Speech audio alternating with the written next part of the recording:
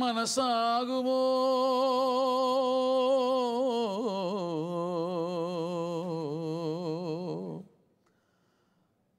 മനസ്സാകുമോ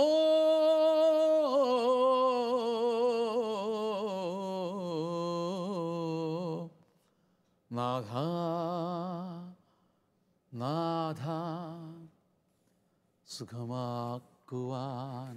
ഇതൊരു പാട്ടാ ബോണി, അങ്ങനെ വരി മാറ്റി പാടിയെന്നേ ഉള്ളൂ. ഒരിക്കലും സുഖപ്പെടുത്താനാവാത്ത വിധമുള്ള മനുഷ്യർക്ക് വേണ്ടി എഴുതിയൊരു പാട്ടാണ്. മനസ്സാകുമോ സുഖമാക്കുവാൻ, മതിയാവില്ല മരുന്നേതുമേ, എഴുന്നള്ളണേ പ്രഭയോടെ നീ മുറിവേറ്റു വാങ്ങാൻ. ചിത്രയാ പാടിയിരിക്കുന്നത്. ഞാൻ കേട്ടിട്ടുണ്ട് പാട്ട്. യാ, നമ്മുടെ ഈ ശുശ്രൂഷയിൽ ശരിക്കും പറഞ്ഞാൽ ബഹുമാനപ്പെട്ട ചിത്ര സുജാതയൊക്കെ പാടുന്ന പോലെ തന്നെയാണ് അഞ്ജുവും സെലിനും ആദർശമൊക്കെ അതിനോട് ചേർന്ന് പാടുന്നുണ്ട്. ഞാനിപ്പോൾ ഈ പാട്ട് മാറ്റി പാടിയില്ലേ, എന്നോട് ഒന്നോ രണ്ടോ പേരിങ്ങനെ ചോദിച്ചു എന്നാ ചെയ്യും, അതേ ഓർക്കസ്ട്രയും അതേ സ്റ്റൈലും ഒക്കെ പാട്ടിനില്ലാത്തതെന്ന്. നമ്മുടെ പ്രോഗ്രാമിൽ പളുങ്കുകടലിൽ അപ്പം ഞാൻ പറഞ്ഞ പളുങ്ക് ആഴത്തിലല്ലേ, ആഴത്തിലോട്ട് ഇറങ്ങണമെങ്കിൽ ടപ്പ് ടപ്പ് ടപ്പ് ടപ്പ് ടപ്പ് എന്നുള്ള ശബ്ദങ്ങളൊന്നും ഇല്ലാതെ ആ പാട്ട് ഒന്ന് എക്സ്കവേറ്റ് ചെയ്യുകയാണല്ലോ. നമ്മൾ കുഴിച്ച് നമ്മൾ രണ്ടുപേരും ഇരിക്കും. നമ്മൾ എത്രയോ ദൈവിക ദർശനങ്ങൾ നമുക്ക് അപ്പം ലഭിച്ചു. അപ്പം ഈ പാട്ടിൻ്റെ പളുങ്ക് തേടിയുള്ള യാത്രയാണ്. ആ പളുങ്ക് കിട്ടാൻ സൂക്ഷ്മതയോടെ ആ പാട്ടിലേക്ക് തന്നെ ഇറങ്ങാൻ അത്യാവശ്യം രാജേഷിൻ്റെ ഒരു ഒരു ഒരു ഒരു ഓടക്കുഴൽ നാദവും ജോബിൻ്റെ ഒരു ശാന്തമായ ഒരു കീബോർഡ് സപ്പോർട്ടും ഒക്കെ മതി അല്ലേ? മനസ്സാകുമോ സുഖമാക്കുവാൻ, മതിയാവില്ല മരുന്നേതുമേ.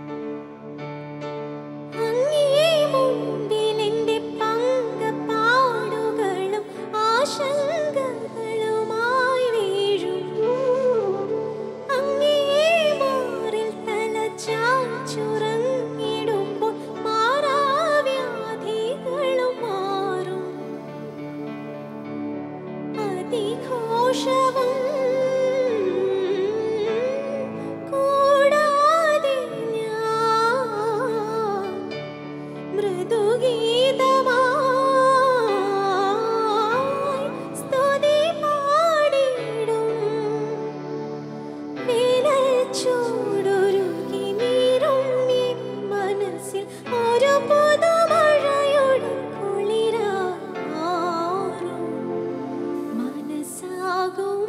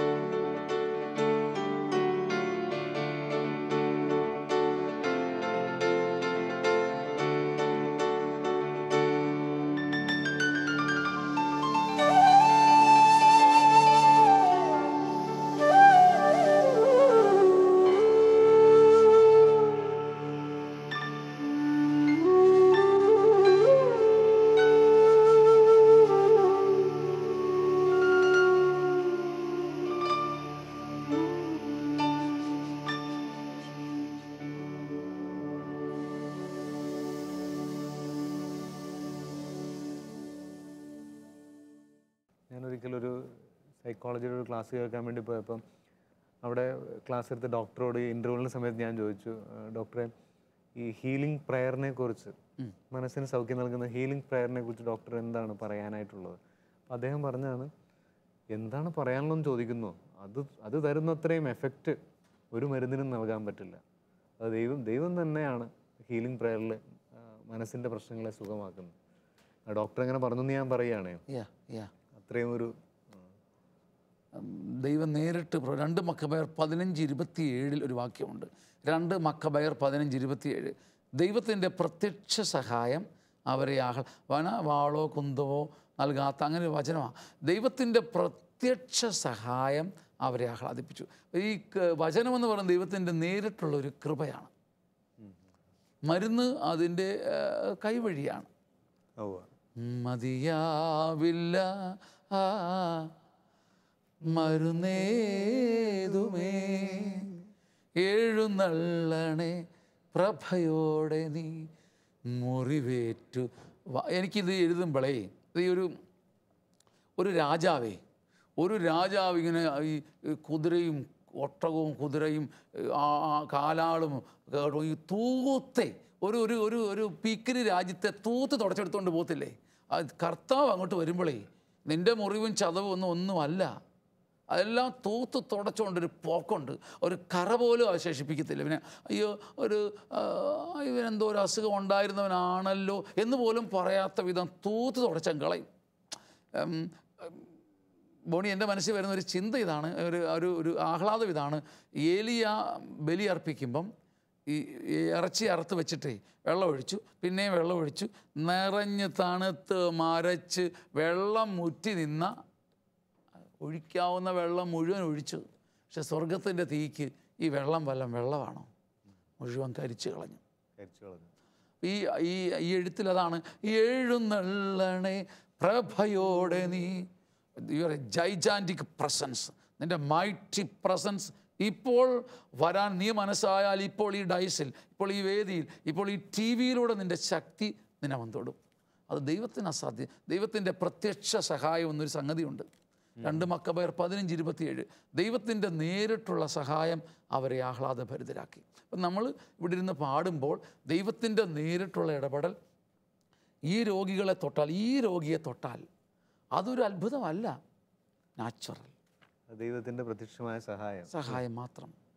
ഇപ്പം ഈ പ്രോഗ്രാമിൽ TV കണ്ടുകൊണ്ടിരിക്കുന്നവരിൽ സംഭവിക്കാതിരിക്കേണ്ട കാര്യമില്ലല്ലോ. കാരണം ദൈവത്തിൻ്റെ വചനം പ്രഖ്യാപിക്കപ്പെടുന്നിടത്തൊക്കെ അതെവിടെ മീഡിയയിലൂടെയാണെങ്കിലും അക്ഷരത്തിലൂടെയാണെങ്കിലും വാക്കിലൂടെയാണെങ്കിലും അത് ഇവിടെ ഇരുന്ന് ഞാൻ അറിയാതെ പ്രാർത്ഥിക്കുന്നതിലൂടെയാണെങ്കിലും അത് സംഭവിക്കും.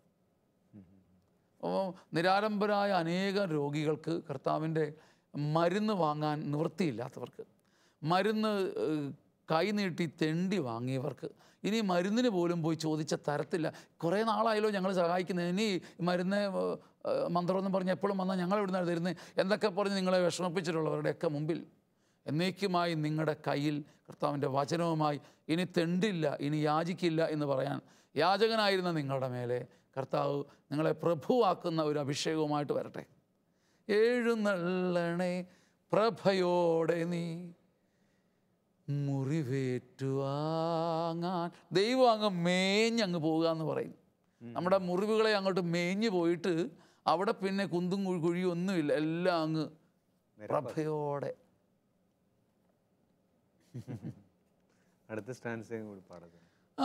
അങ്ങേ മുമ്പിലെൻ്റെ പങ്കപ്പാടുകളും ആശങ്കകളുമായി വീഴാം, അങ്ങേ മാറിൽ തലചായ്ച്ചുറങ്ങിടുമ്പോൾ മാറാവ്യാധികളും മാറും, അതിഘോഷവും കൂടാതെ ഞാൻ മൃദുഗീതമായി സ്തുതിപ്പാടിടും. വലിയ ബഹളമൊന്നുമില്ല, അങ്ങനെയും എനിക്ക് ദൈവത്തെ മഹത്വപ്പെടുത്താം. അതിഘോഷവും കൂടാതെ ഞാൻ മൃദുഗീതമായി സ്തുതിപ്പാടിടും, വേനൽ ചൂടുരുകി വീഴും എൻ മനസ്സിൽ ഒരു പുതുമഴയുടെ കുളിരായി മാറൂ. ആദ്യത്തെ വരികളില്ലേ, സ്റ്റാൻസയുടെ ആദ്യത്തെ വരികൾ, അങ്ങേ മുമ്പിൽ എൻ്റെ പങ്കപ്പാടുകൾ. അതെ, അതൊരു വിശ്വാസത്താലുള്ള ഒരു സമർപ്പണത്തിൻ്റെ വരികളായിട്ട് എനിക്ക് തോന്നുന്നത്. എനിക്ക് എൻ്റെ ഭാരങ്ങളെ സമർപ്പിക്കുന്നു. അങ്ങേ മുമ്പിൽ എൻ്റെ പങ്കപ്പാടുകളും ആശങ്കകളുമായി വീഴാം. പങ്കപ്പാടുകൾ എന്ന് പറഞ്ഞ വാക്കിൻ്റെ പങ്കപ്പാടുകൾ എന്ന് പറഞ്ഞാൽ അതൊരു ശരിക്കും ഒരു കൊളോക്കിയൽ മലയാളമാണ്. എനിക്ക് ഈ ചങ്ക്, പങ്കപ്പാടെന്ന് വെച്ചാൽ എറ്റിമോളജി എനിക്കറിയില്ല. നമ്മുടെ ആ കഷ്ടപ്പാടിൻ്റെ ആ അറ്റമില്ലേ, തീവ്രത, കർത്താവിൻ്റെ പങ്കപ്പാടുകളെ ഓർത്ത് അതെന്താണെന്ന് എനിക്ക് ശരി പറഞ്ഞ് ചോദിച്ചാൽ നന്നായി. ആരെങ്കിലും നമുക്കിനി പറഞ്ഞു തരട്ടെ. പങ്കപ്പാടുകൾ വാക്ക് പഴയൊരു മലയാള വാക്കാണ്.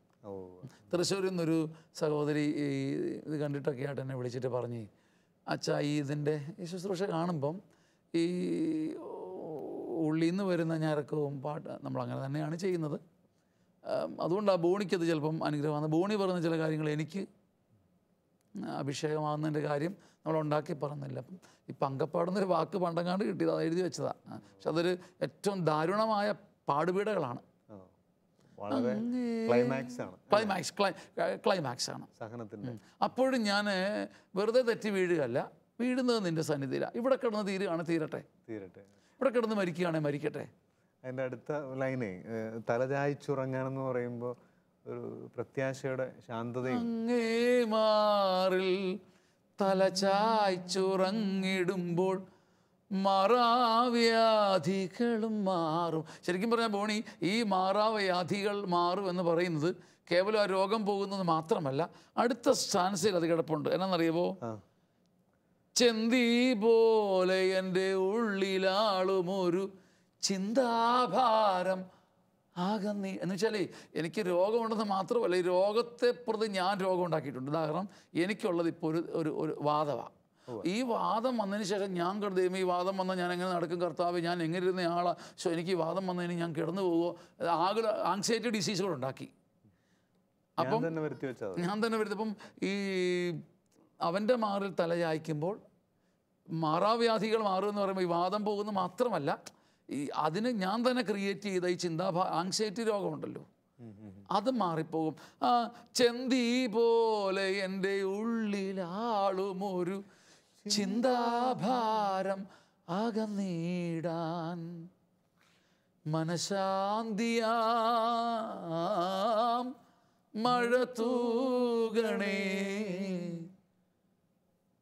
മനസ്താപമാം മിഴിനീരിത. കാരണം പാപത്തിൻ്റെ ശമ്പളമാകാം ചിലപ്പോൾ രോഗമേ.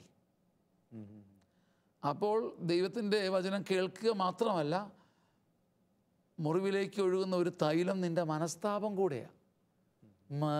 മനസ്താപമാം മിഴിനീരിത മരുന്നാകുവാൻ മിഴിനീരിത. അപ്പോൾ എൻ്റെ മിഴിനീര് കൊണ്ട് ഞാൻ എൻ്റെ പഴയകാല ചരിത്രത്തെ കഴുകുമ്പം അത് സ്വർഗം അയക്കുന്ന മരുന്നായി മാറും. അച്ഛാ, ഒരു കാര്യം ഞാൻ ചോദിച്ചോട്ടെ, ഈ എല്ലാ രോഗവും പാപത്തിൻ്റെതായിരിക്കണമെന്നുണ്ടോ? അത് ഞാനതുകൊണ്ട് വളരെ സൂക്ഷിച്ച് പറഞ്ഞത് ഓർക്കുന്നില്ലേ, ചിലപ്പോൾ പാപത്തിൻ്റെ ശമ്പളമാകാം, ഇങ്ങനെ ആകാം. ചിലപ്പോൾ അനുഗ്രഹമാണ്. ഞാൻ ചോദിച്ച് കർത്താവേ, എന്താ ഞാൻ സഹനം ചോദിച്ചു വാങ്ങുന്നു, സ്നേഹിക്കുവാനും സഹിക്കുവാനും ആത്മാക്കളെ രക്ഷിക്കുവാനും എൻ്റെ ഈശോയെ എനിക്ക് കൃപ തരണം. ഇപ്പം ഞാൻ ഒരു സഹനം, ഒരു രോഗം ഏറ്റെടുക്കുന്നു, അൽഫോൻസാമ്മയൊക്കെ ചെയ്ത പോലെ. തീർച്ചയായിട്ടും ഒരിക്കലും നമ്മളത് അതിൻ്റെ വിധി ദൈവത്തിനാണ് കൊടുക്കേണ്ടത്. അതുകൊണ്ടാണല്ലോ, എന്തുകൊണ്ടാണെന്നുള്ളത് നമുക്ക് അല്ലേ ഒരിക്കലും പറയുന്നത് ശരിയല്ല, വിധിക്കുന്നത് ശരിയല്ല, മനസ്സിൽ സ്വരൂപിക്കുന്നതും ശരിയല്ല. വിധി ദൈവത്തിന്, വിധി മുഴുവൻ ദൈവത്തിന്. എന്തോ പറഞ്ഞു ഞാൻ ഇടയ്ക്ക് കയറി പറഞ്ഞത്. ഇല്ല, ഞാൻ എന്താ ആ സമയത്ത് എന്താ പറഞ്ഞെന്ന് ഓർമ്മയില്ല ബോണി. പക്ഷേ ആ മനസ്സിലോട്ട് അതെന്താ നമ്മൾ പങ്കുവയ്ക്കലിൻ്റെ ഇടയ്ക്ക് അതെന്തോ ഒരു ചിന്ത വന്നത്, അതങ്ങ് ചെന്തി പോലെ അങ്ങ് പാളിപ്പോയി. വേണ്ടായിരിക്കും.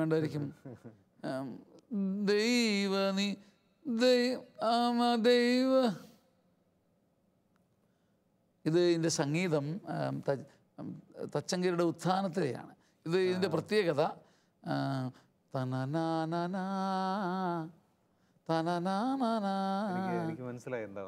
ഇതിലേക്ക് വരി എഴുതിയിരിക്കുന്നത് അപ്പം എന്നെ ടഫാണ്, എന്നെ വളർത്തിയിട്ടുള്ള ഒരു അനുഗ്രഹം. ഇങ്ങനെ അതിലേക്ക് തന്നെ എഴുതി പഠിച്ചപ്പോൾ ഈ ട്യൂൺ സത്യം പറഞ്ഞാൽ എനിക്ക് വഴങ്ങുന്ന ഒരു ട്യൂണല്ല, ഇച്ചിരി നല്ല സംഗീതമാണ്.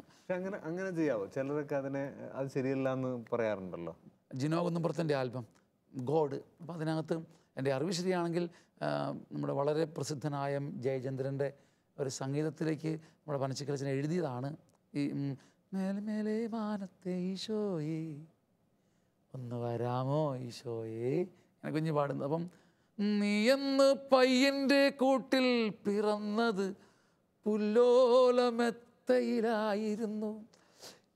എന്താ ശരിക്കും ആ എഴുത്ത്. ഞാനിപ്പോൾ നമ്മുടെ ഇതിലിരുന്നുകൊണ്ട് ഞാൻ കൈനീട്ടി അച്ഛനെ നമസ്കരിക്കുക. അതായത് അത് ജയചന്ദ്രൻ സ്വപ്നം കണ്ടു കാണത്തില്ല.